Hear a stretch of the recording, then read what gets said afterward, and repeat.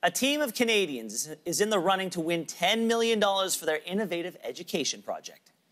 We want to teach people to learn, not just to read, write, and do arithmetic. We want to give them a skill set that they can use for the rest of their lives. Shell and Amy Wooding founded Learn, Leap, Fly, a tablet-based technology that teaches groups of children how to write, read, and do math in developing countries where children may not have access to teachers or schools. The project is one of 11 finalists in the Global Learning X Prize competition funded by Tesla CEO Elon Musk. And joining me now from Ottawa are the Learn, Leap, Fly co-founders, Amy and Shell Wooding. Thank you both for being here today. Hi, thank you. Hi, thank you. So, Shell, set it up for me. What is this X Prize? Yeah, the Global Learning X Prize is a challenge. There's 250 million children in the world today who don't know how to read or write, and most of them don't have access to schools or teachers. So the challenge was, is there anything that we can do to help these children in the absence of schools, in the absence of teachers? Can we perhaps use technology, tablet-based technologies, to help them learn to read, do basic arithmetic, learn to write, and so forth? Amy, you hear about this prize, you form Learn, Leap, Fly. Talk to me about sort of your model and why it may be unique versus the other groups that are vying for this X Prize.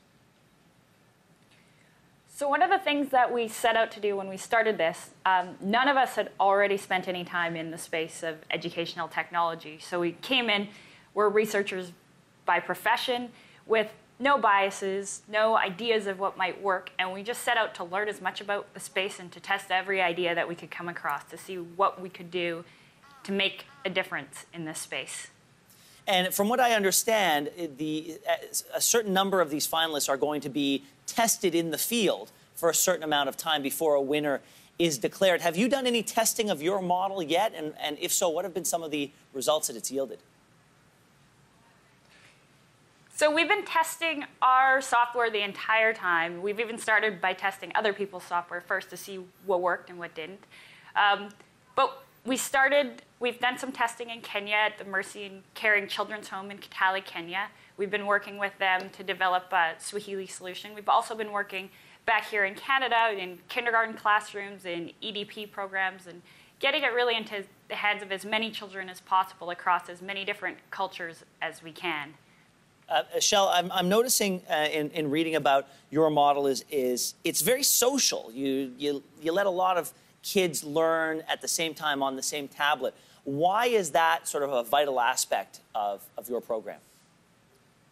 Yeah, one of the really hard things when you're working in the absence of schools and teachers is you need to build an environment that's conducive to learning. When we go to school, this is a very social environment for learning. This isn't just a building. It's a place filled with people who all know they're there for a reason. They're there to learn, and they're there to challenge themselves.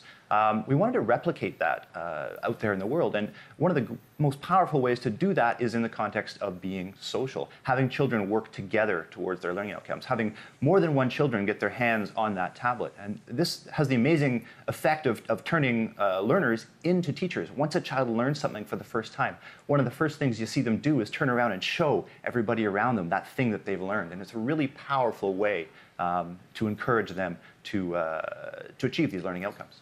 Amy, I know that this is a project aimed at children in the developing world, but could you see a place for your program in a place like Canada? Yeah, this is definitely something that we're excited to be working on, is how to use this kind of technology here at home. One of the places we're exploring right now and working on is bringing it into the kindergarten classrooms.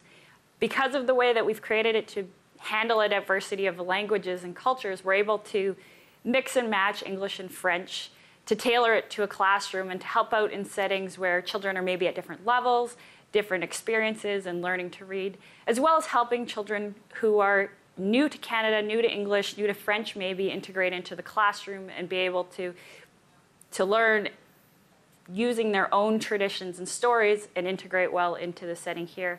We're also really excited to start working with some of the Indigenous communities and more remote communities where we have these same problems back here in Canada, where access to teachers and schools is challenging. We only have a few seconds left, but Shell, I got to ask, what are your plans if you win the prize? Well, the plans are basically to keep going. This project has been incredibly exciting. We've learned so much, and we've achieved so much in these past 2 years. Win this prize, we're going to put it all back into the project and make this as big as we can possibly make it. Well, we wish the best to you, to your team, to Learn, Leap, Fly, to the kids who can benefit from it. And we're going to be keeping an eye on this X Prize, and we hope that you make it all the way. Thanks so much for being here today. Thank you very much. Thank you.